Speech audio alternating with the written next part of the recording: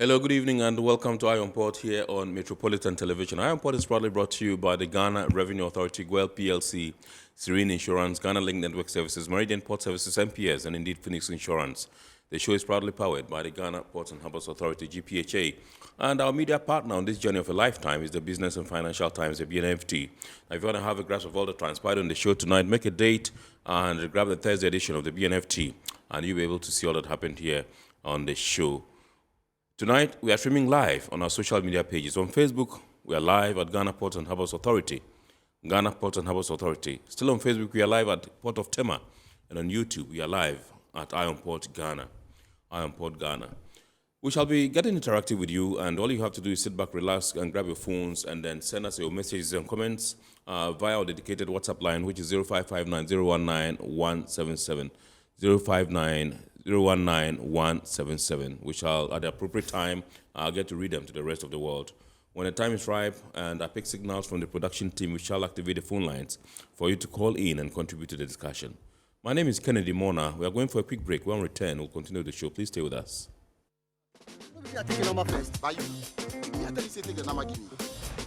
Guys, now I'm tired. I'll go on a date with whoever gets here first. Princess, really? Okay, I come. Shut up! Mame,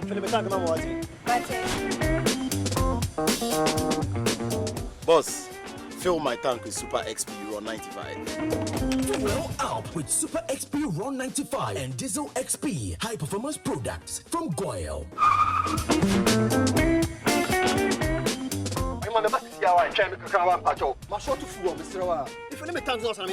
Sorry, Tony got here first, so I'm stepping with him. Oh, cut him. Hey, go for mommy. Choose Super XP Ron 95 and Diesel XP for an energizing driving experience. Always go for Goil Super XP Ron 95. Goil, good energy. Goil is good energy. Electricity, then pay your taxes. Yeah, our taxes, our future. Because you see, without our taxes, we wouldn't have good roads, good schools, better hospitals, street lights, and other very important social amenities. When we pay our taxes, we give our children free and quality education. Talga, my money too small. Why should I pay my tax? Look, small. Salifo, it doesn't matter how small or big your business or income is, you still have to pay your taxes. The little taxes from each and every one of us, when put together, could give your community clean water or that deprived school with tables and chairs. Please pay your taxes. It is your responsibility. It is your civic duty. It is the law. Impressive factory. If only I had listened to you, I wouldn't have been in this mess. That devastating fire virtually wiped out the whole factory and my warehouse. Remember my misfortunes last year? Serene Insurance Asset All Risk Fire policy that I took were there to pay for my damaged stocks in the warehouse, and my machines that were affected by the floods have been replaced. My accident vehicle is back on the road thanks to Serene Insurance motor policy. Currently, my goods are on the high seas, covered with their marine cargo insurance policy. I was just telling Ajima about Serene Insurance. Oh, Ajima, tell him more. As a road contractor, I make sure I do my contractors all risk insurance for the projects, and then workers' compensation for all the workers on site. With Serene Insurance, they will make sure they will cover your unknown tomorrow today. Serene Insurance, a new face of insurance. Call us now.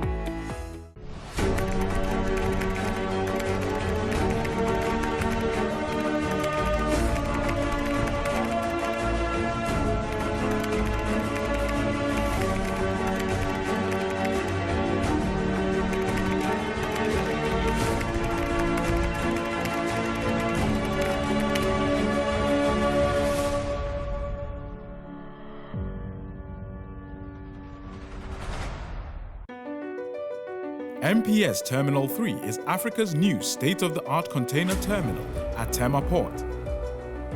For manufacturers, agro-processors and traders, the new port means business can be done faster.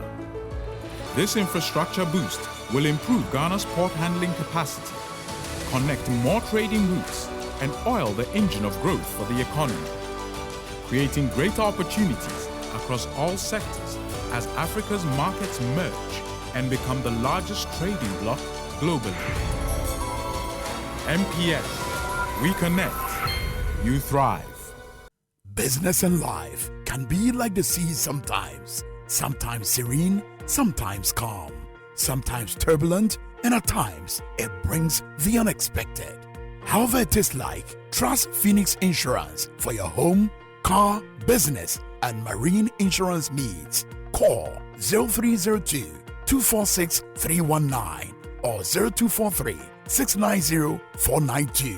At Phoenix, you experience a delightful service delivered with wisdom.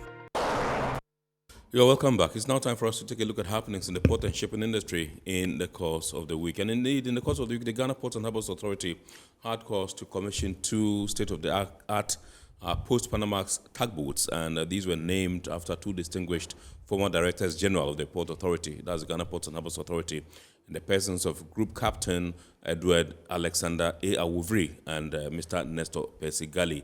The Deputy Minister for Transport, the Honorable Hassan Tampuli, had the opportunity of commissioning these tugboats on behalf of the Honorable Minister for Transport. Plus, the fact that the Ghana Shippers Authority has also intensified education on how to avoid demurrage. And then the Customs Brokers Association of Ghana also has held its 2nd ever annual general meeting since the inception of the association. Let's take a look at these stories and more. The Ghana Ports and Harbours Authority has commissioned 2 new Damen tugboats as part of efforts to fortify the efficiency of the ports of Ghana. The 2 heavy-duty tugboats, which can berth any post-Panamax vessel, were christened after 2 former Director Generals of the Port Authority, namely Group Captain Retired Edward Alexander Awuvri and Nestor Persigali. They are expected to play a crucial role in ensuring the efficiency and safety of Ghana's maritime activities and also contribute to the prosperity and progress of the nation. Speaking at an impressive ceremony, a Deputy Minister of Transport, Alassane Tampuli, who represented the Minister of Transport, said, with the expansion at Terminal 3 at the Port of Tema and ongoing initiatives to bring in some of the world's largest merchant ships, it is useful to expand the port's marine operational capabilities. He said, for Ghana to compete favorably in today's maritime space, infrastructure and modern equipment must be provided, and that is what government set out to support and encourage since taking office. This occasion further demonstrates our commitment to fostering economic growth, ensuring maritime safety, and positioning Ghana as a beacon of maritime excellence in the West African sub-region. Government's commitment to port and maritime sectors in general, indeed, Goil is clear with a significant investment in infrastructure and service improvements across our ports. The board chairman of GPHA, Isaac Osei, said the commissioning of tugboats, coupled with the massive expansion works at the port of Takoradi, lay credence to the premium the government places on the enhancement and improvement of infrastructure in the ports. In a world where maritime safety is paramount, it is additionally vital to know that these tugboats have inbuilt firefighting apparatus to help in the mitigation of fire incidents. So by investing in these powerful and versatile tugboats, we are not only addressing the current needs of our ports, but we are also looking at the marine capabilities to accommodate the evolving demands of the shipping industry in the future. The Director General of GPHA, Michael Lugoje, paid glowing tributes to the 2 former Director Generals for their strength, resilience, and dedication to duty they exhibited during their tenure. As for our 2 distinguished former DGs that we are honoring, I think we'll need one whole week to tell you the history. I can only say congratulations. We are proud of them for all the work they've done. Group of Captain Awuvri for being the founding father of GPHA, when 3 different state agencies had to merge into one. You can imagine, even us struggling with just one GPHA, it's not easy. And somebody has to make 3 distinguished organizations into one and get them to set up and work effectively. You can imagine the trouble he went through at that time as the head and all his team members who work with him. So congratulations. We are very proud of you. God bless you for preparing the grounds for some of us to continue. Mr. Gali, of course, 32 years, serving Ghana Ports and Harbours Authority at various levels, not just in Ghana.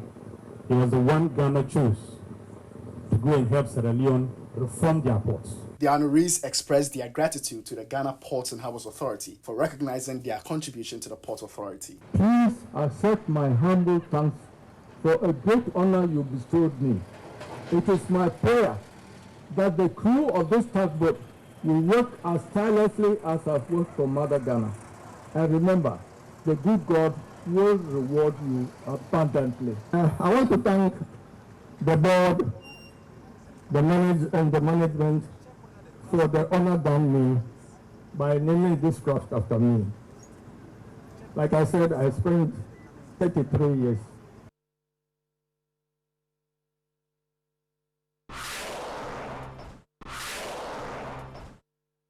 The Ghana Shippers Authority has intensified its education on demurrage and the need for players in the port sector to ensure that demurrage charges are reduced drastically. The latest of these seminars, which has been held in Tema, brought together stakeholders like the Customs Division of GRA, Ghana Link Network Services Limited, freight forwarders and shipping lines, among others. The head of the Tema branch of the Ghana Shippers Authority, Charles Darlin Asiedu, said, disclosed that demurrage and detention and other time-related costs impact negatively on the shipper, thereby eroding the cargo interest holders' capital and in the long run affect the prices of goods and services in the economy of Ghana. He said the Ghana Shippers Authority has consistently and constructively waged a campaign on demurrage costs, which have seen the decline of estimated demurrage payments from 76 million USD in 2017 to 27 million USD in 2019, with a further decline to 19 million USD in 2021. The downward trajectory of these figures bears eloquent testimony of the impact of the combined effect of the sensitization campaign and the very bold government initiatives and interventions in the cargo clearance process, like the paperless port project and pre-arrival declaration in ICOMS. Despite the decline in estimated demurrage cost over the period, he said the authority is poised to continue with its sensitization drive to push the cost at the port to the barest minimum in the interest of shippers. The head of freight and logistics at the Ghana Shippers Authority, Fred Asiedu Date, touched on issues of overstayed charges at the MPS Terminal 3. It's a charge that is adding up to the cost of doing business, and we thought that it's something we need to engage MPS about and then ensure that we are able to resolve those issues. There are issues also regarding weekend work. So, for instance, the shipping lines won't be in their offices over the weekend. However, those weekends count. Assistant Commissioner General Duties at the Customs Division of GRA, Elizabeth Potaki, said Customs was committed to facilitating trade at the ports of Ghana. If the documents are presented early enough, we'll be able to work through everything, and there will be no problems with demurrage from our end. Our officers are able and ready to work. The co-chairman of the GIF monitoring team, Romeo Fimpon, said demurrage is avoidable. It's an extra charge. You can choose to pay or not. All right? And we're going to look at how we can avoid this extra charge. You know, it is always important to take note that when we get used to best practices, we will always avoid this extra charge.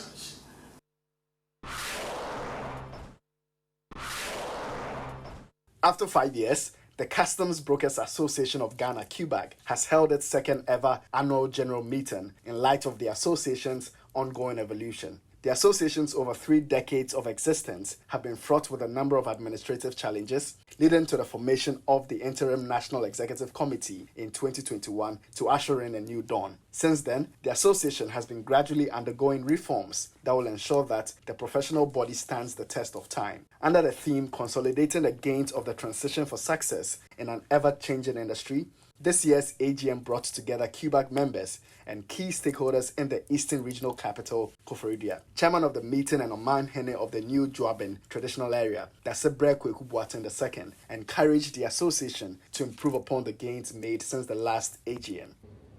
Some of these gains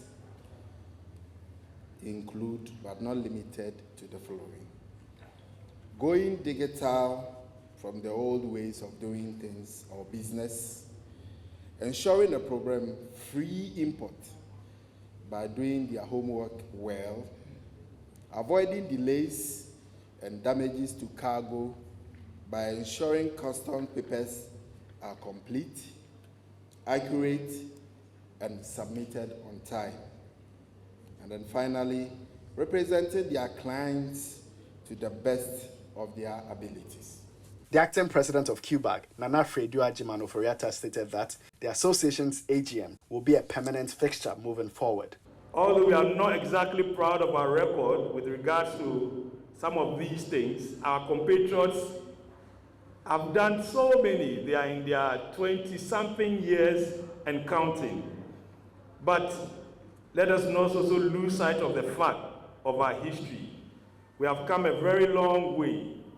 Let us acknowledge, in acknowledging the efforts and sacrifices of our founding members and predecessors, learn the valuable lessons from their shortcomings so as not to relent in our efforts at restructuring to reposition CUBAG as a trade association par excellence. Key stakeholders present shared some goodwill messages. Ghana Link Network Services Limited, is proud to stand in solidarity with the Customs Brokers Association of Ghana.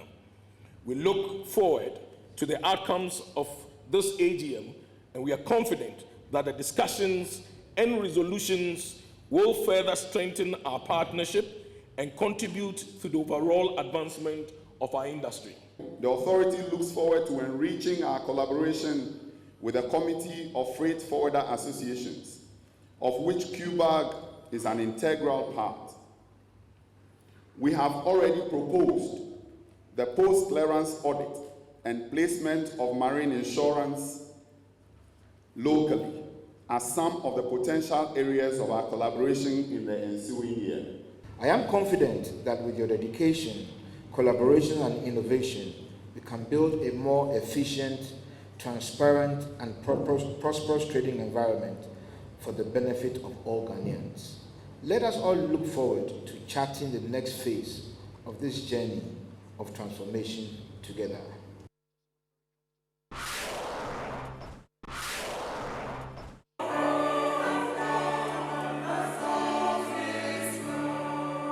The management and staff of Port of Takoradi, together with its customers, commercial and regulatory stakeholders, congregated at the GPHA Takoradi Senior Staff Clubhouse Auditorium for a carol service and festival of 9 lessons to usher in the festive season. The Port's director, managers, customers, commercial and regulatory stakeholders took turns and read 9 Bible verse lessons from the books of Genesis, Isaiah, Luke, Matthew, and John, interspersed with choral songs by the Takoradi Efiekuman Christ the King Catholic Youth Choir and the GPHA Port of Takoradi in-house staff choir.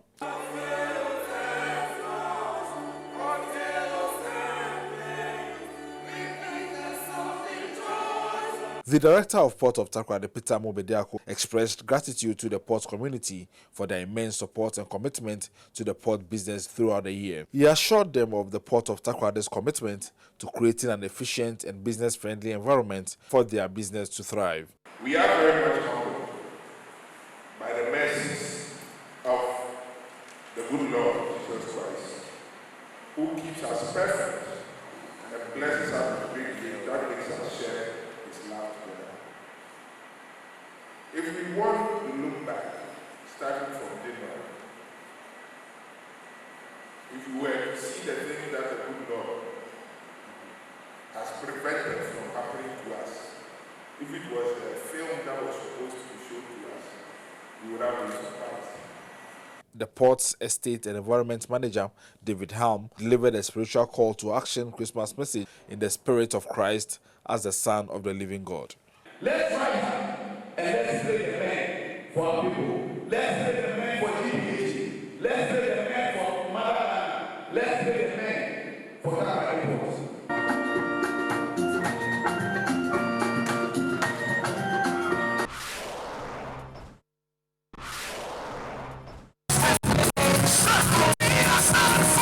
The board, management and staff of Ghana's #1 oil marketing company, Goil PLC, have come together to praise God for another successful year of business. The service was also used to ask for God's grace and guidance for the incoming year. The all-white affair saw the Goil family treated to praise and worship songs from famed music trio Daughters of Glorious Jesus, as well as performances from other music groups.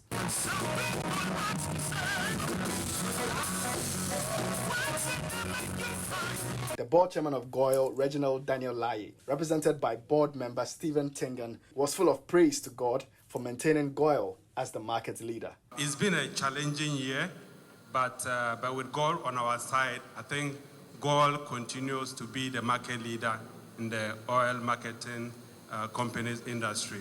And I think for that, we have to continue to thank God for his unflinching support for the company and to see us through to this day. Group CEO and Managing Director of Goil, Kwame Osei-Prempeh, stated that despite the year being very challenging, Goil was able to bring major projects to completion. Our projects, glory be to God, within the year, our bitumen project, we've completed and we've started sales. Our cylinder recirculation, we've completed and done everything. By January, we're going commercial. Our auto gas, we completed and we are selling, we are using it. Everything. So amidst all the challenges, if we count our blessings and name them one by one, all we can say is that praise be to you, God, you've done well for us. He paid tribute to deceased members of the Goil family, including the late Alex Josiah Adziu, who last served as Chief Operating Officer of the company. I want to crave your indulgence to do one thing.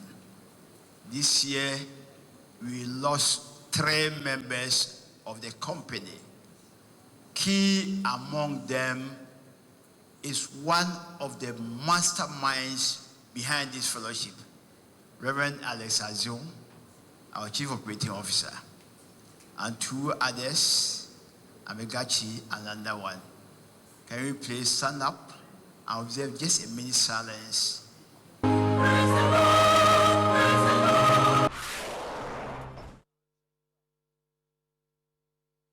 All right, so it's now time for us to take a look at the happenings in the port and shipping industry on the international stage. The Maritime and Ports Authority of Singapore has called for an expression of interest for the supply of methanol as a marine bunker fuel in the port of Singapore. The expression of interest seeks to gather proposals for end-to-end methanol bunkering solutions scheduled to be implemented in Singapore in 2025. This includes methanol storage, supply and delivery of methanol, quality assurance plans, safe handling of methanol, and emergency response measures, and the required manpower and expertise for methanol bunkering operations in the port of Singapore. This initiative aims to secure a resilient methanol supply, aligning with the anticipated influx of methanol-capable vessels in the coming years, thereby addressing the international bunkering needs in the port of Singapore. China's software developer, COSCO Shipping Technology, has become the latest company to join 1C as the International Autonomous Shipping Association continues to expand its geographical footprint following a period of significant growth in 2023. COSCO Shipping Technology, a subsidiary of COSCO Shipping Group, one of the largest shipping and logistics companies in the world, is the 6th company to join 1C this year. Bringing a wealth of knowledge and experience in the development of autonomous shipping technologies, COSCO Shipping Technologies is also the first association member from China. All right, so let's now take a look at the word or phrase of the day. And remember, the word or phrase of the day has been fashioned to bring you up to speed with the terminologies, jargons, and words we use in the shipping industry. Today's word is container pool. Container pool.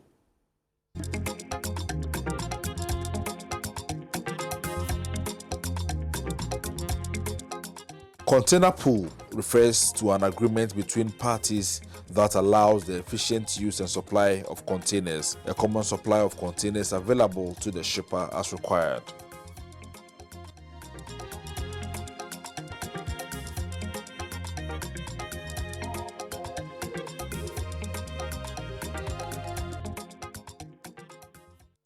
All right, so welcome back. And tonight we're taking a look at the Atlantic tunas and the impact of the closure of vessels that are into this particular trade.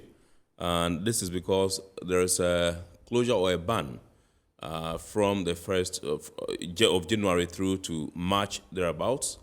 We are bringing you details tonight, and I just want to go through what ICAT is. That's the International Commission for the Conservation of Atlantic Tunas, and they actually regulate how the tuna business is done in the Atlantic. And Ghana is a signatory and a contractual party to this particular agreement. And so we are also obliged to comply with whatever rules they come up with. And so let me just go through it, and then we can set the discussion in context, and then bring you what details we have for you tonight. And so Ghana, like I said, is a contracting party of the International Commission for the Conservation of Atlantic Tuna. So that's ICAT. It's called ICAT. And ICAT is responsible for the management of tuna and tuna-like species. And it makes decisions and recommendations by consensus for the management of tuna within the Atlantic. Decisions are made based on scientific research by the scientific wing of ICAT. That's the Standing Committee on Research and Statistics. Now, decisions are made on the total allowable catch and the distribution of the same, and the total FAD. FAD is the fish, what do we call it? Fish aggregating devices. Tonight we'll tell you what that means. Fish aggregating devices allowed to be deployed in the period of closure.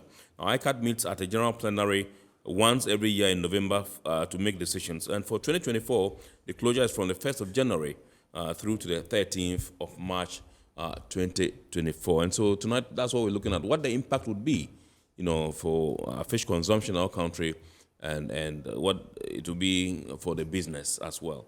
And so we have no other than our own Mr. Rixta Na Amafio, Rixta Na Ni Ama Amafio, who is coming to help us digest this particular issue. He is the Executive Director of the Blue Economy and Governance Consult, and he is into the tuna business. Remember, he's also the Secretary of the Ghana Tuna Association.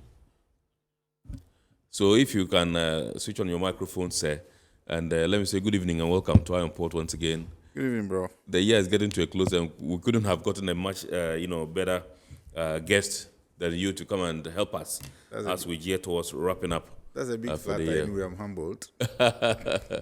Yes. So first of all, I want you to tell us. I know you've had close working relations with ICAT because of your portfolio as Secretary of the Ghana Tuna Association, and you work hand in hand with them, and you know intricately what they do. Can you bring us up to speed with what ICAT is about? Well, that's the International Commission for the Conservation of Atlantic Tunas. Thank you very much. I think that I'm in the tuna industry, and Ghana, as a member of ICAT, requires that those of us who are in industry are also part of ICAT. Yeah. And so we attend annual ICAT meetings, as well as attend what we call intersessionary meetings. Yes. For particularly Panel 1, where Ghana belongs. But ICAT, like you said, is the International Commission for the Conservation of Atlantic Tunas. Yes. And that is so because per UNCLOS, shared species like tuna, which are internationally shared stocks, are supposed to be managed either at regional levels or at a broader international level. Yes. So for the Atlantic region, we have ICAT. We also have the Pacific organization that is responsible for managing tuna in the Pacific. Yes. So tuna management is generally not a Ghanaian activity. It is done at ICAT. And key to ICAT is the Standing Committee on Science on Research and Statistics. And what the Standing Committee, what we call SCRC, what the Standing Committee on Research and Statistics does is to do all year round research into the stocks levels of tuna. Right. look into management regime. And so at ICAT, you have the standing committee presenting its report on the health of the tuna. Right. For our interest, Ghana particularly, we are interested in three types of tuna. The big eye, the yellowfin tuna, and the skipjack. Big eye. Yellowfin. Yellowfin. Yes, and the skipjack. Skipjack. Skipjack. Hey, I see. So those are the predominant tuna that we have. Okay. Of course, the most expensive tuna is the bluefin tuna, but we don't have them in our waters. Okay. The most expensive is the bluefin. Bluefin, okay. But we don't have them in our waters. They are generally around the Mediterranean. We have the yellowfin. We don't have the bluefin. We have yellowfin. We don't have bluefin tuna. Okay. They're generally in the Mediterranean. Okay. And what we call tuna-like species. Okay, yeah. So the tuna-like species, you will be talking about the kingfish, the swordfish, or what we call the blue marlin, and other species that move with the tuna. There are also protectionist regime for sharks and other sea mammals, dolphins and all of that, so that you do not harvest them. Okay, so that's all these sharks, dolphins, whales. Yes, so all these discussions take place at the ICAT meeting, which generally happens in November, from the second week of November to around the 21st to the 2nd thereabout. Right. And so we've been to our last ICAT meeting in Cairo. Right. And we are back. Cairo, Egypt. Cairo, that was in Egypt. Africa, okay. Yeah. Right. So next year we go to Cyprus. But what happens is that for our purposes and our interest, there's what we call the total allowable catch. And generally, the total allowable catch. So before you come with the total allowable catch, I think there was a press statement by the Fisheries Commission of Ghana. Let me take that. And then we can come. I think I saw something regarding total allowable catch. This one is from the Fisheries Commission. It's dated 12 December 2023 and titled Moratorium on the Use of Fish Aggregating Devices. That's the FAD. Rec 2301, that's 1st January through to 12 January, March 2024. And it says the multi-annual conservation and management program for tropical tunas by ICAT would once again commence from the 1st of January through to the 12th of March 2024 throughout the conservation area. The moratorium restricts the use of objects that could affect fish aggregating, including fish aggregating devices, that's FADs, within the conservation zone. In this regard, Ghana is a contracting party to ICAT. Ghana, as a contracting party to ICAT, is to comply with the moratorium as per Rec 2301, paragraph 28. I believe that's what it means. We take note to ensure that FADs are not deployed during the period of 15 days before the start of the moratorium. And any vessel scheduled to operate within the moratorium should notify the Fisheries Commission, request an observer, and only fish on free swimming schools. These are technical terms we would have to elicit some explanations on from you. And so, first of all, yes, you were on this, but let me come up first of all. When you say a fish aggregating device, what does it mean? So it means just what it says. Device that is able to aggregate tuna. You see, you use the word free swimming school. Yes. Tuna swim very, very fast. But, a group of fish is called school. Right. And the rate at which they speed, if you fish them as they swim freely, it becomes very difficult for you to catch them. Right. And they are very fast-moving migratory species. So we use what we call fish aggregating devices. That brings them together. So they aggregate around the device. And so we have buoys. Sometimes when you go to the port, you find out we have baboons. And then so we set those fat in the sea. And then the tuna aggregates around them. And so when they do, then it becomes easier to harvest them. Right. And of course, in Ghana, it's basically only tuna sector that is allowed to use fat. Almost none of the other sectors are allowed to use fat. Right. So, for instance, the use of light in fishing is the use of fat. Because Right. light fishing is fat fishing. Right. Because it aggregates the fish. So Right. any device The that light attracts aggregates- the fish, that and brings them aggregates closer, them okay. is called a fish aggregating device. Okay. So ICAT has regulation on the use of fish aggregating Mm. device. So the explanation is that the moratorium we are experiencing from 1st January is not a total closure. Okay. The moratorium is not saying we cannot do tuna fishing. Okay. But what it says is that you cannot fish on fat. Right. So you don't go lay fat and then go fish on them. Mm. You've committed an offense. Offense. But you can do free school fishing. So if the tuna is swimming and you feel you'll be able to fish them without fat, Yes. you are You free, are to, free do, to do that. To do that. Mm. So I remember some of our vessels had tried to do that, but we ended up losing so much because when you do free school fishing, it's so difficult to be. You need a very experienced captain to be able to do. A very expensive. Experienced captain to be able to do free school fishing. So the closure is on fat, and ICAT has a whole fat management regime.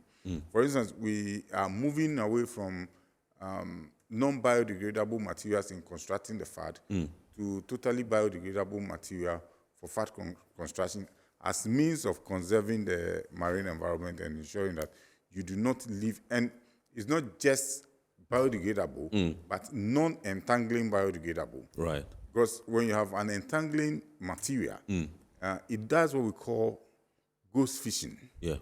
So even when you are not deliberately fishing, because it's entangling, it ends up entangling fish and marine mammals. So we are moving into non-entangling fat, and then it must be biodegradable because you may lose your fat. Yes. I remember I've had an email from Texas saying that they found one of our Boeings in Texas, because once you leave them, they swim. I see. And so they move by the current, so you may lose your fat. But how are you able to tell that this one is from this particular area? No, the fat are marked and they have communication materials Okay. With the vessels, so the Right. vessels know where their fats are. Okay. Now, sometimes you have fishermen also stealing our fat and coming to sell the satellite equipment to the vessels again or demanding for money. Right. So fat is one major activity, and you have these measures because if you do not introduce management measures for fat, you are likely, because they aggregate fish, you are likely to, at some point, aggregate and fish gravid, that's pregnant fish, Right. and also to fish juvenile, and it becomes a problem for conservation. So fat management measure are conservation measures to ensure that during the period we do not go fishing for fish, and these are basically advice from the SCRC, the Standing Committee for Research and Statistics. Now, beyond the fat, there's what we call the total allowable catch. The total allowable catch simply means that how much of a particular species we are allowed to catch within a certain period. Right. And for ICAT, the major focus on total allowable catch has always been on big eye tuna, because the big eye tuna is the most vulnerable amongst the 3 tropical tunas. That's what I wanted. That was going to be my next question. Okay, I think that the fat is being played on the screens right now. If you can see as a viewer, he would be able to explain better what this is. But I wanted you to give us a sense of what the big eye tuna is, what the yellow fin is, and what the skipjack is. Well, like the name suggests, the big eye tuna, when you look at it, the eyes are a little, you see the fins are yellow. Yes. So those are yellow fin tuna. Okay. Yeah. Okay. And then the big eye has bigger eyes. Okay. And then the skipjack, you find lines in them. Okay. I can see. I So, can. so normally when you go to the port and you find our workers working, and they are separating them. So they are separating them in big eye, They separate them skipjack, and yellow fin. Okay. on 2 fins, on sizes, Yes. and on the type. Right. So they put yellow fin, and we classify them. We have yellowfin 1, yellowfin 2, yellowfin 3. I see. And then we have the jumbo. The jumbos are the big ones. Right. And then yellowfin 1, yellowfin 2. So 1 is bigger than 2, and 2 is bigger than 3. Okay. And then we have the soda. And then generally we don't get a lot of the big eye tuna. Okay. Because they also don't reproduce as frequently as the skipjack does. Yes. Actually, the skipjack is not endangered at all. So we don't have it. But for skipjack... You have some people in the sea, no fish, no future. Yeah, if we overfish our stocks. Absolutely, yes. So the skipjacks are generally not... We are not too much concerned about them because they are in abundance. It's mostly the big-eye tuna and the yellowfin. But the emphasis is always on the big-eye tuna. Right. So, for instance, for the whole of the Atlantic region, the quota that is available, or the total allowable catch for the whole of the Atlantic region is about 63,000 metric tons. 63 metric tons. 63,000 yes. metric tons. Okay. And that is what would be shared among the countries on pro rata basis. So Ghana ranks among the first 6. So Ghana probably gets the highest in Africa. And when you know what your total allowable catch is for instance, big-eye tuna, then you know what you can fish, because the smaller tack you have, the less you can fish, because once your tack ends, you cannot go fishing again. Yes. So that's the situation. And when you overfish your tack, you have to do what we call payback. So you need to now pay back. So they will now reduce your tack to be able to pay back for what you have overfished. Yes. So these are some of the things that at ICAT meeting are looked at. Okay, so if you have a total allowable catch, it means that you allocated a quota. Yes. And like you mentioned, if you over catch or if you exhaust yours, you have to stop fishing. Exactly. How are they able to tell that you have been able to exhaust? No, you are supposed to report your catches. Okay. And also to ICAT. Okay. Because it's also help in the policy formulation. Right. So you realize that we take observers on board, and then we also have port observers, and then we have fisheries officers who come to take samples of the fish. And we have to always return our catch information to them so that they know how much we are catching. And there is a template that is filled. So you definitely know what you are reporting. If you misreport, there's a way of finding out. That's what I wanted to ask. Whether you actually give, whether your reports are sacrosanct. No, if you misreport, they will find you out. And I think at last ICAT meeting, Senegal was having challenges for having misreported their catches. So I won't say it is very watertight, but there's always a scientific way of knowing exactly what you are doing. No, but I can't get it. That I'm sitting somewhere and you are somewhere doing your fishing, and then you submit a report, and I'm able to punch holes into it and say, no, this is not the right figures you are giving me. Yeah. How are they able to tell? That's what beats my imagination. Because the fish also moves in proportion, so you'll be able to do some estimation based on what reports you have. But they can be wrong. Yeah, you have margins of errors. Well, but there's always a possibility of margin of error that is set. But as much as possible, for the purposes of conservation of the resources, it is important that you are also truthful to yourself and report as accurately as possible, in order that we can all collectively manage our fisheries and our tuna. Now, are there instances where this, what do we call it, this bluefin, perhaps they miss their way and they come into our area? They are not tropical fish generally, so we've not had the occasion of seeing some bluefin. I probably have seen bluefin, but not in Ghana. Mostly out of the country, because they are. In generally, watch out for the Japanese ocean market. Yeah. Bluefins are expensive. In 2018, which was the highest so far, one bluefin went for $3.8 million. So they are quite expensive fish. Wow. Yeah. Can you come again? $3.8 million. Yeah. Is that 1 ton? No, one. You can Google it. Just one? Yes. They do auction on Japan market every year for bluefin. So the first to land, they give it special treatment. Well, after you eat it, how voluminous, how big is it? Oh, it's quite big. It could be is as it like big a whale me. Or a dolphin? It could be as big as me. So if you eat it, you go to heaven? That's why you have to pay $3.8 million. They use them for sushi and sashimi. Yeah. You know sashimi? That's what they eat, the raw tuna. Wow, I see. Yeah, and it's nice. Sometimes you may have to try some. It's raw. You $3.8 million. Yeah. Ah, okay. So basically, but unfortunately, we don't have to bluefin. Yeah. So we are not able to sell those rates. Now, if you find me on the sea, it means I'm going hunting for a bluefin. Yes. Yeah.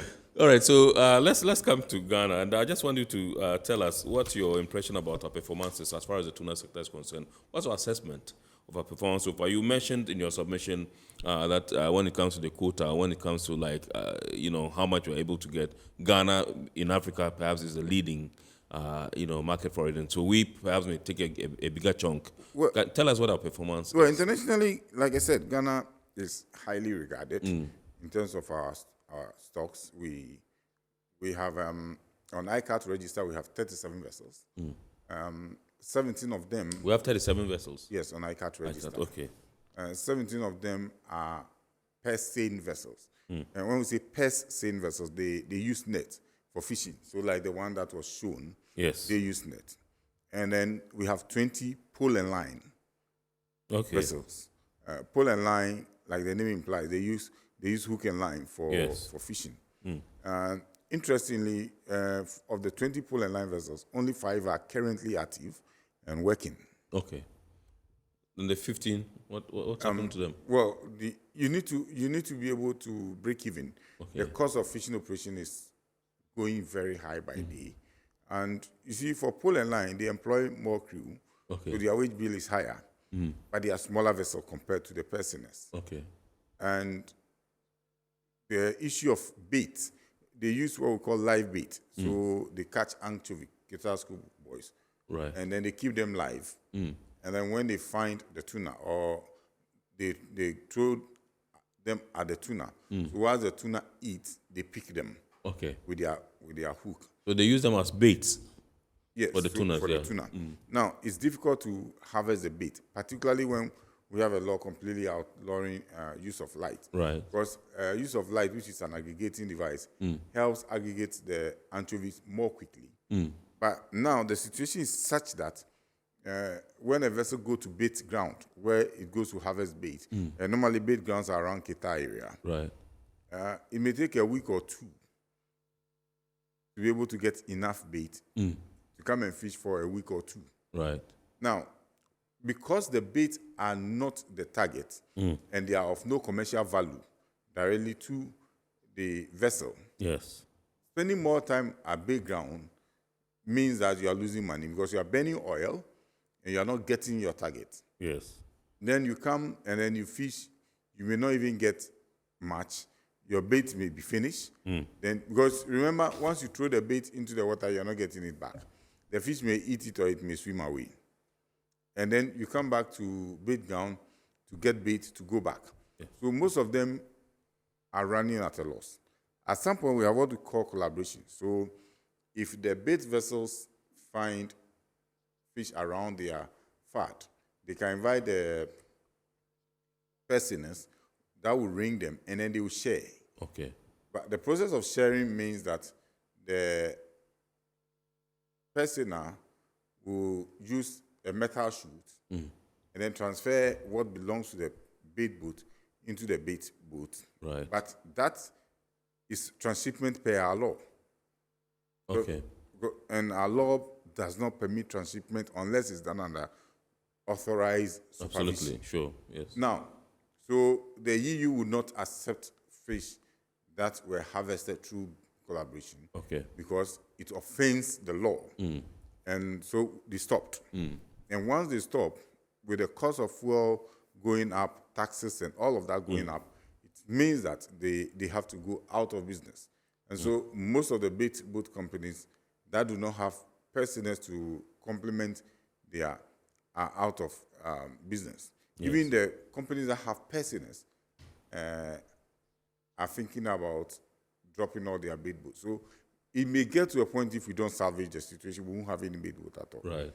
But bait boats makes the nation proud. One of it is that it shows conservation, because people have problems with the persons fishing everything. So when you have bait boats, it helps conserve because you are selective in what you are harvesting.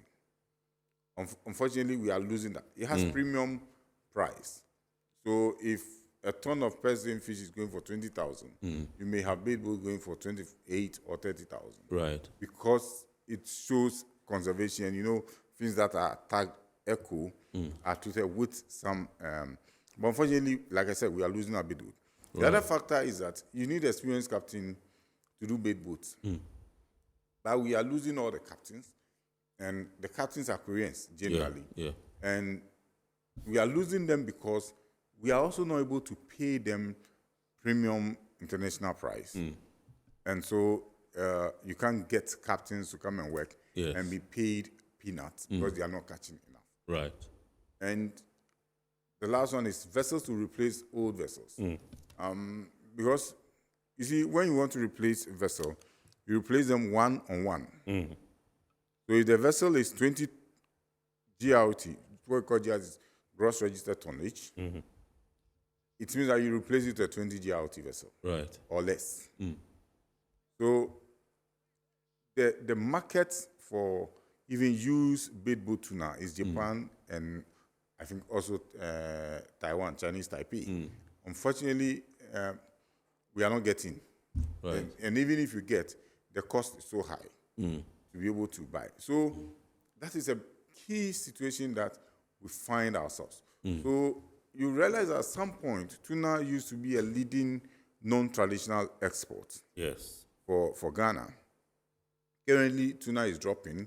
The contribution for tuna in terms of foreign exchange earning is also reducing because we are losing on our efforts. Our cost of operation is going very high by the day. The demands on us as an industry is also going high.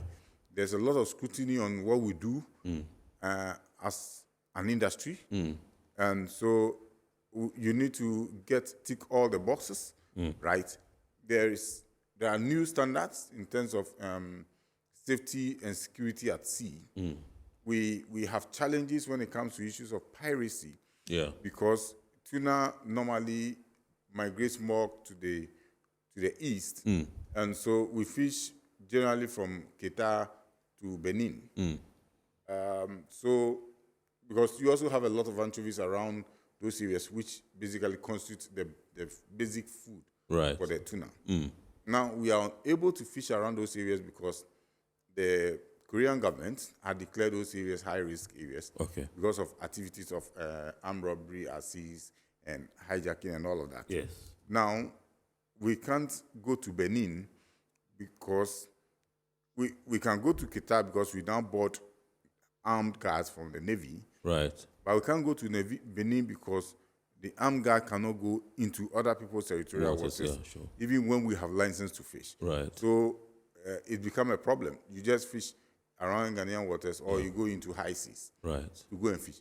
And these are challenges because once you get into high seas, you are burning more fuel. Your cost of operation is going up. So we are having a lot of challenges because of all these situations that we are faced with. And that is why the personnel are surviving with marginal profits, but the bait boats or the pole and line vessels are unable to survive. You seem to have challenge, like you said, and I think the one particular challenge you have is with personnel, and that's the capacity or ability to attract good captains. You mentioned it, that you don't attract enough captains, and that means that you don't attract qualified or professional people that you can call captains. And this is not the first time you are mentioning this. You mentioned it when we were talking about the free swimming schools, and you said it would take a very good captain to be able to identify that a good, free swimming school to be able to enable you catch a good one, to make a good catch. Why is this so? Why is it difficult to attract the requisite manpower in terms of captains to man tuna vessels? Well, in the first place, we need to admit that as a country we do not have local captains. So we don't have any at all. Right. So there are two places to look at it generally. You need to look at Spain or to Korea. Okay. But all our captains are from Korea. Okay. All of them. Now, does that mean they are relatively cheaper compared to the Spanish captains? No, because most of the partnership arrangements is with Korea. Koreans. Okay. Now, what happens is that most of the captains who are here have stayed for a long time, so they are old people, but they are the people we are keeping because younger captains are not coming. Right. Korea has a number of fisheries colleges. Why are the younger captains not coming? No, because fishing is so expensive, it's so difficult, but if they are doing normal cargo vessels and all that, it's easier, but that pays more. Right. Now, we have not made any conscious effort to build our own indigenous capacity. Yeah, you made mention that they have a lot of schools in Korea. So for to be able training. to do that, you probably would have to now start thinking about training and building our own indigenous capacities in terms of captains. Because you need captains who have experience. And I tell people that you cannot just get up and go to Regional Maritime University, learn navigation and say, I want to captain a fishing vessel. You must be a fisherman to be able to fish, because the captains fish. They don't just navigate. They do fishing, actual fish. All the fishing is done by the captain. Right. So you need an experienced fisherman who understands the terrain to be able to do that job. And that we do not have. And so we always have to rely on Korea most of the time to give us captains. And when you pay so low, $10,000, that may not be enough to attract younger captains. And so we are managing with the old ones that we have, probably until we come to the realization as a country that we need to build capacity properly so that our own people can also be part of that process. So what would you say would be the immediate impact of this particular closure from January 1 to March 12 stipulated in the release by the Fisheries Commission? Well, some of the most important industries we have are the two canneries we have in Tema, Pioneer Food Cannery and Cosmo. Yes. And at least 80% or so of their tuna supply come directly from industry. So for this period that we are not fishing, I'm sure from 31st December, almost all the vessels will come to port. And we'll do our supply. But once we do the supply, they may not get another supply until around the middle to the end of April, when fishing vessels may start coming back from the closure. Because, we are supposed to return around the 13th, but if you decide to take license for the 2 weeks, you'll be required to pay for a whole quarter fishing license, which is too expensive. So most of the fishing vessels will start fishing. Is it too expensive? How much is it? To renew your license? We pay $135 per GRT of the vessel. Per GRT? Yes. Please, you're on national television. It's not everybody that knows GRT. No, GRT, like I mentioned, gross registered tonnage of the vessel. Okay. So $135. Yes. So basically, that's the dead weight of the vessel. Okay. And so if your vessel is 1,000 GRT, you pay $135 times 1,000 for the year. Wow. Times 1,000? Yes. Gross registered tonnage. Okay. So you pay $135 times 1,000. That's huge indeed, yeah. You get it? So, and that is divided into quarters. So if I don't fish for the first quarter, it means that first quarter license will be taken out. But if I decide to fish for the 2 weeks in that first quarter, I'll have to pay for the full quarter. Wow.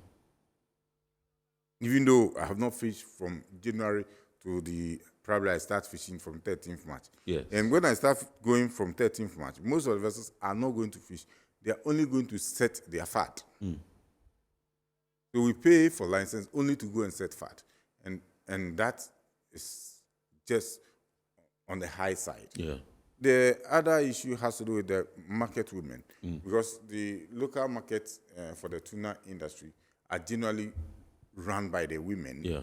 And we know women play major role when it comes to keeping the home. Yeah. Now, for these 3 months that we are not fishing, it means that most of them will not have tuna to sell.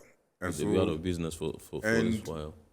Those who buy tuna from the market for their meals would also not get tuna at some point in time. The effect may not be immediate, because from January to from 1st January to around 15th to 20th, most of the vessels that are at sea now will be discharging. So there will be a lot of tuna in the market. But getting towards the end of February into March, you may start feeling the impact of the unavailability of tuna. And because we've lost our small pelagic, I mean the sardinella and the mackerel, a lot more people depend now on tuna.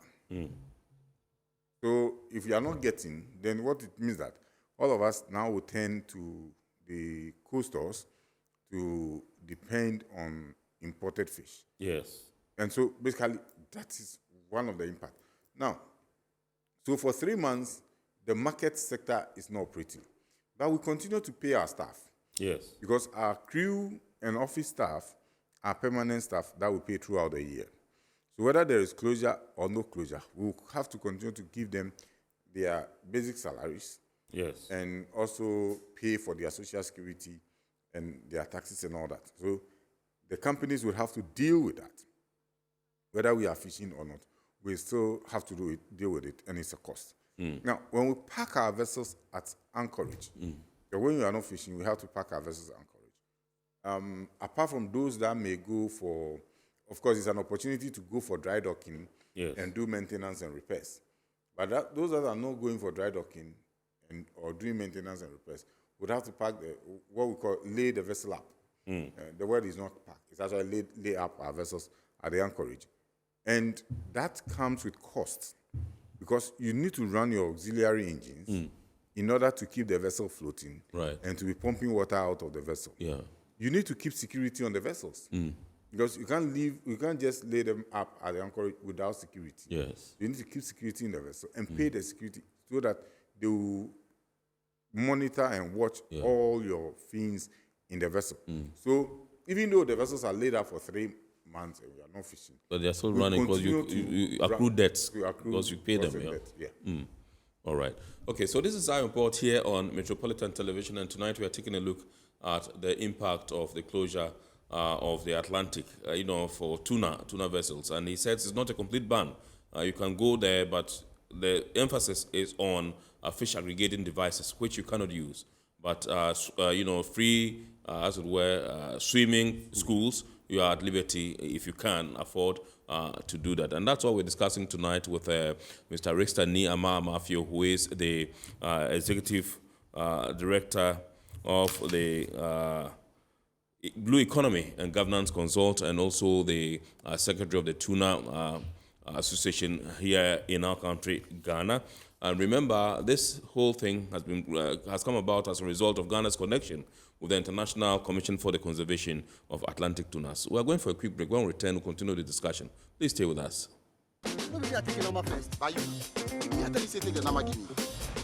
Guys, no, I'm tired. I'll go on a date with whoever gets here first. Princess, really? Okay, I dey come. Shut up! Mame,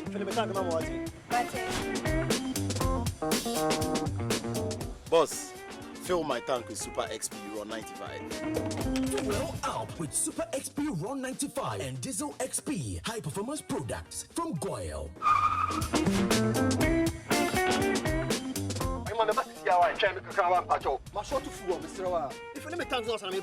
Sorry, Tony got here first, so I'm stepping with him. Oh, cut him.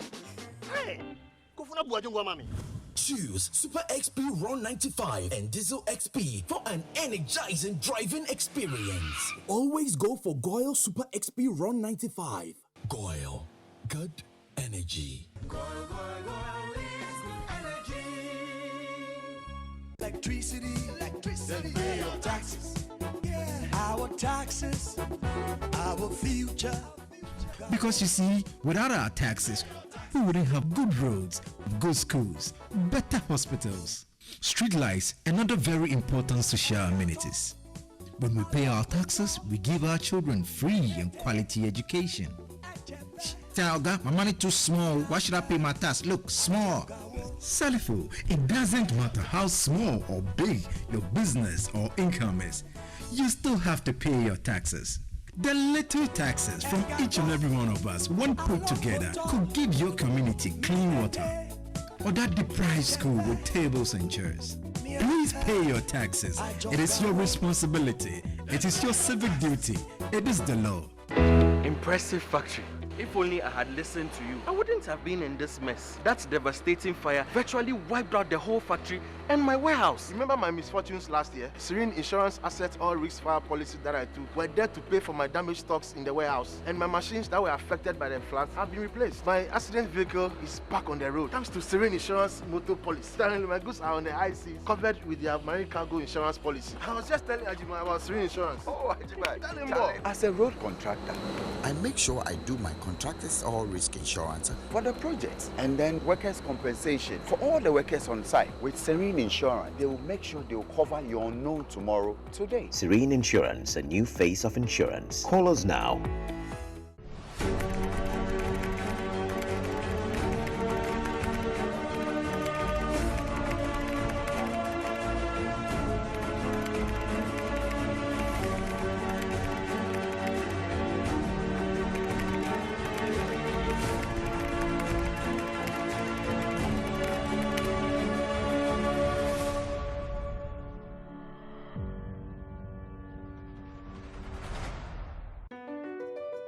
MPS Terminal 3 is Africa's new state-of-the-art container terminal at Tema Port.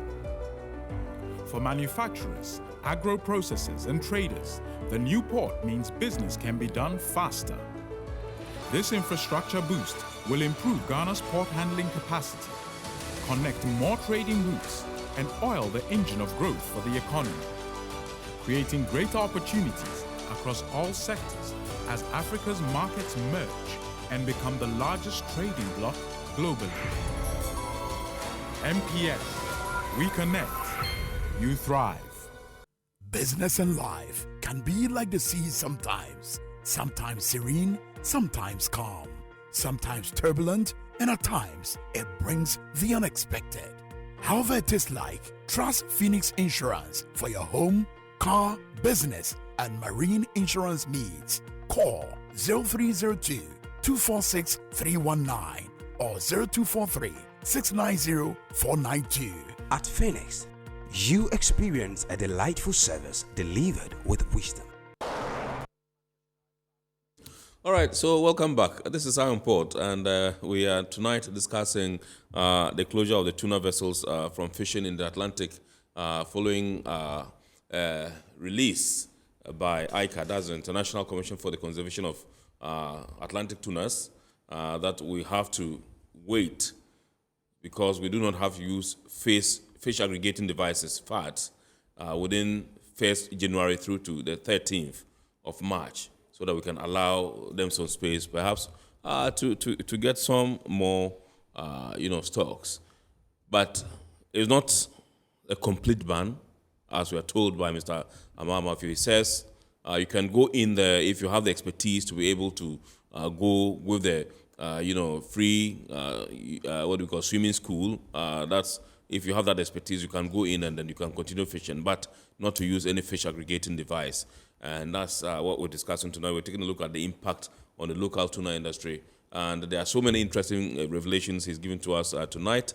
And we would want to continue to tap into that whilst we continue with the discussion. But please, you can call in now, I'm told, and contribute to the discussion. The number is right on your screen. It's 020-552-8353, 020-552-8353.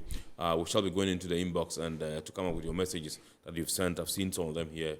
We shall be dealing with them.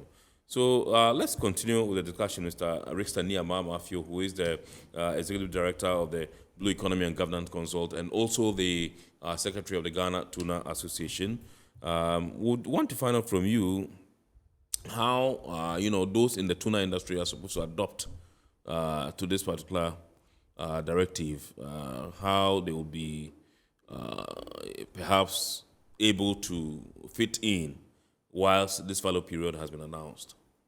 Well, for us, it's not a new thing. It is something that we prepare our minds for every year, because we know every year we would definitely have a closure. It used to be January and February until recently when, based on the report from the SCRC, what I said, the Standing Committee on Research and Statistics. Yes. Upon their advice that, especially for the bluefin tuna, we were losing the stocks, so we needed to add a bit more time. At the last ICAT meeting, we realized that the stocks had pushed up, and we're even looking at increasing the total allowable catch to about 72,000 thereabout. But now it's 63,000 metric tons. Yes. When it came to issue of allocation, we had a lot of challenges because, like I said, it's allocated on pro rata basis. Okay. And so you have big countries like Japan, the EU, Chinese Taipei, that take a bulk of it, and then you have, others like Brazil and Ghana, that comes way behind them, but also with some, because Japan and EU, when they are taking close to 12,000 metric tons, around that range, and Chinese Taipei, Ghana may be taking around 3,900, Brazil may be taking around 4,000 or 5,000 something. Right. So some of the others may be getting 600, 500, because it's on pro rata basis, because it depends on your fishing capabilities and how much you are taking, how much fish you are catching every year. And like I told you, we send our report to ICAT, because we pay ICAT dues every year as a country, and that is paid by industry, interestingly, for Ghana. And so every year we pay over 250,000 euros to ICAT for being a contracting party. As a country? As a country. And the payment of ICAT dues is also dependent on how much fish you are catching. Okay. That is how the assessment is done. Right. And so we prepare our minds for it as a country, as an industry, because we know that from 1st January, none of our vessels will go fishing, or will go fish on free school. But generally, we won't go fishing. Right. So we use the period to also do dry docking, to make sure that our vessels are in good shape, and ready for the next fishing exhibition. Right. Because most of our captains are also from Korea, that also become the period for them to have some to go back home and go back home, and then to reunite with their families, family and all of that, and then reinvigorate and come back to work. So it's not a bad idea after all. Well, definitely, you need to find something to. And then when you need to fix your net, that's a period to look again at your net, and then do the necessary fixing and prepare. So we use the period to actually prepare ourselves for the incoming fishing season. Okay. All right. So I would want to. Okay, I understand. I would have to go and welcome Echo onto the phone lines. He's calling us. Good evening, sir. Good evening. How are you? I'm terrific, by His grace. I hope you're good. You're good too. A little. I think the best thing to have been done was to have a closure of this thing to the Tuna people entirely. Come again, Echo, please. Hello.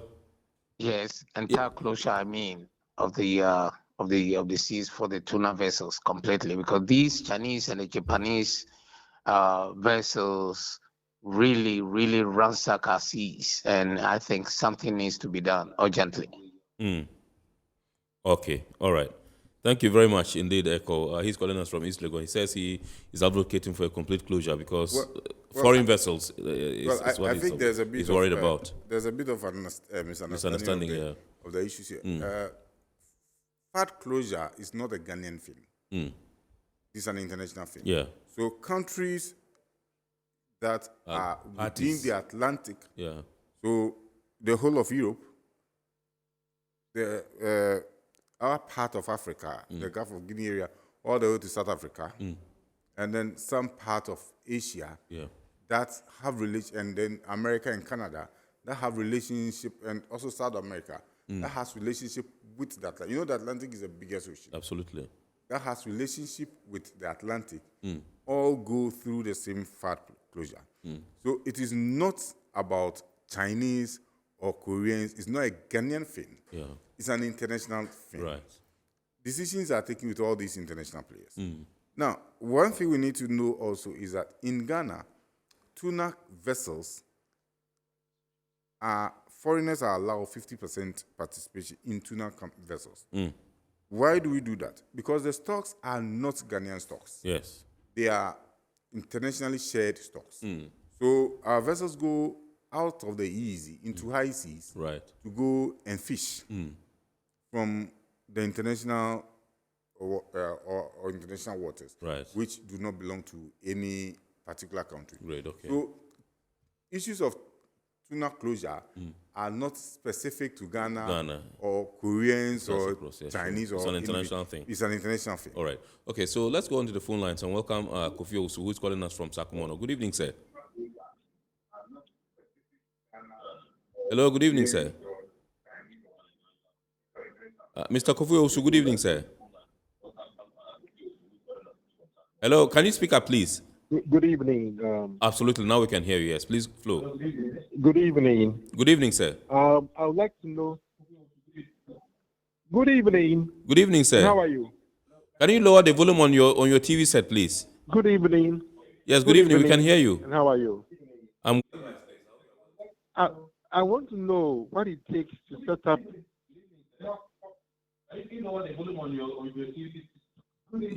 You are listening to yourself, Mr. Kofi Osu. Can you lower the volume on your TV set, please?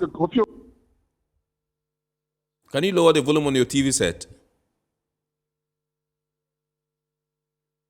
Okay, yeah, I think he was listening to himself, so we couldn't clearly hear him. If you can call back and endeavor to lower the volume on your radio set, your TV set, I beg your pardon, we'll be able to hear you much more clearly. And remember, the number to dial is on your screen, 020-552-8353. You can call in and contribute to the discussion. So I was coming to you to find out how you're able to get your members to adhere to this particular directive every year when it comes. Well, let me just share a little information that my senior colleagues in the industry just shared. So he was looking at the ranking of tuna, the cost, and then the bluefin ranges from $20 to $5,000 per pound. Per pound, bluefin. Yeah. $20 to $5,000. 5,000 pounds. $5,000 per pound. Yes. And then the big guy is from $40 to $200 per pound. Mm. And then the yellowfin is $30 to $35 per pound. Wow. What about skipjack? No, we didn't put skipjack. Well, that's the common one that we. The commonest one. I guess what we eat is the skipjack that we all eat. Yeah. I eat a lot of yellowfin. Anyway. Okay. You eat a lot of. A lot of yellowfin. Okay. All right. Okay. Yeah. But you see, please, let's before you come in, let's go back and get Kofi Osu. We understand he's back on the line, and they will come to you. I'm particularly interested in that bit. Hello, sir. Hello. Great. Again. Now, if you have lowered the volume on your TV set, I think we can hear you. Let's go ahead, please. Good. I want to know what it takes to set up an indigenous school training for captains. An indigenous captains training school. Captain. Yeah, I mean skippers. An indigenous school for training captains. Okay. What it takes? Yeah. Okay. All right. I'm sure Mr. Matthew would proffer some. What does it take? We, for instance, had engaged with the Regional Maritime University for a long period of time to set up a tuna faculty. Right. Because we need a whole faculty to deal with tuna issues. Yeah. Unfortunately, you see, we don't have even trainers. We don't have fishermen at the Regional Maritime University who understand it and will do it. What happened during the days of Mr. Okran, Mankwazi Fisheries, was that he will go to the universities and pick some of the best engineers and best students, come and train them on the job, and subject them to examination and other things from the regional man, and then they are certificated. Right. We need to have an industry-led processes. Some things have started. For instance, we are now training radio operators. Yes. At the Regional Maritime University, so that we have certified radio operators on the vessels. On our vessels. So now, if you don't have a certified radio operator, your vessel cannot work. Because in the days of piracy, you need and effective communication. You need to have effective communication person on the vessel. So Ghana Maritime Authority would not give you certificate if you don't have a competent radio operator on your vessel. So all vessels you have certified. And then I'm sure probably one of the things we are going to do, we are still discussing, is to ensure that all our crew go through the 5 mandatories. What we mean is that they need to be trained to have the basic survival skills at sea. Right. Things like firefighting and swimming and all of that. They need to be certified. Right. And it is one thing that is coming. We are also improving on our crew health care needs. Yes. So every year we take all our crew to GMA designated health centers. Right. And medics to do thorough medical checkup on them. Okay. Before they are certified and allowed to board our vessels and go fishing. Right. Because we want to reduce the incidence of people who are not fit because of issues of job coming to say, I want to go fishing. You see, when the vessel go fishing, everything there is about safety. Right. Because there's no land there, there are no trees there. So safety is always number one. And we do not want to compromise on those things again. Right. So we want to ensure that the crew we carry in our vessels to go to fishing understands exactly what they have to do in case of emergency. They are fit in terms of medical fitness and all of that. What we need to scale up now to do more of the skilled-centered training, like engineering and issue of navigation for fishermen, so that we can have at least indigenous people, which will be less costly in terms of in looking at always importing skilled people. Because you will not be allowed fishing if your skipper and engineers are not certificated. Great. They must have certificates to show that they have gone through academic training and qualified and competent enough to be able to man your vessel. Right. Okay, this one says, good evening, I am Port. Another good topic for discussion once again. I am sad to hear there aren't any Ghanaian captains for fishing vessels. What is the most immediate step we can take to change this? Rista, this one is from Barbara in Tema. Well, like I'm saying, we need to have a whole tuna faculty that will deal with our tuna industry. We don't even have a tuna research sector. Some of us have advocated that we don't need to continue to have tuna being held under the Fisheries Commission anymore. We need a tuna development authority like we have for Tugboats. Yeah. You see, we have a country that is pushing and driving towards a blue economy, a country that is pushing and driving towards a 24-hour economy. We probably may have to link the blue economy to a 24-hour economy and try to see how we can get our own people to drive these policies and have a national agenda that achieves successes in our fishing industry. We need to look at how to build indigenous capacity to be able to own and run businesses within the ocean space. Right. Because they don't just come. You can't just move in and say, I want to run a business within the blue space. It's not possible. There must be a conscious effort to build capacity. Right. Countries that are leading the way have built capacity. Look, we have a dry dock that is not doing anything. So in 10 seconds, because our time is up. that is not doing anything. So, for instance, most of us would have to take our vessels to either Togo or Abidjan to do dry docking. Right. Because you need some efficiency. You need a dry dock that is run all day round. So when I send my vessel there, I know in 3-4 days, my vessel will be worked on, because people working there 24 hours to ensure that my vessel. So we need to do more. Government need to do more. We need to engage more to build a resilient tuna industry. Okay. All right. So that's Mr. Rixta Niamamafio, who is the Executive Director of the Blue Economy and Governance Consult. He's also the Secretary of the Ghana Tuna Association. We've been discussing the closure of the Atlantic for tuna vessels, and he says it's not a complete, closure. If you can have the expertise to go and do the free swimming school, that's perfect. You can go and do that. But for fish aggregating devices, it's a no-no from the 1st of January through to the 13th of March 2024. And this is coming as a fact that Ghana is a party to the International Commission for the Conservation of Atlantic Tunas. And so that's the discussion we've been having tonight. With him, we say a big thank you to you, Mr. Richter Nee, Matthew. There are questions from you, Abna Mensah, and then Ni Nikwe Inungwa. You would want to elicit some responses from him and watch that on the during the abridged version on Ghana Television on Wednesday at 8:30 p.m. This is Metro TV. Well, thank you so much. We'd like to say a big thanks to our sponsors, Ghana Revenue Authority, Goil PLC, Serene Insurance, Ghana Link Network Services, Meridian Port Services, and indeed Phoenix Insurance. Remember to continue to watch the rest of our programs here, and God willing, next week we shall bounce back with another wonderful edition of Iron Port. My name is Kennedy Mona. So thank you so much for being a part of this program tonight, and we say have a super week ahead, and bless you for watching. Good evening.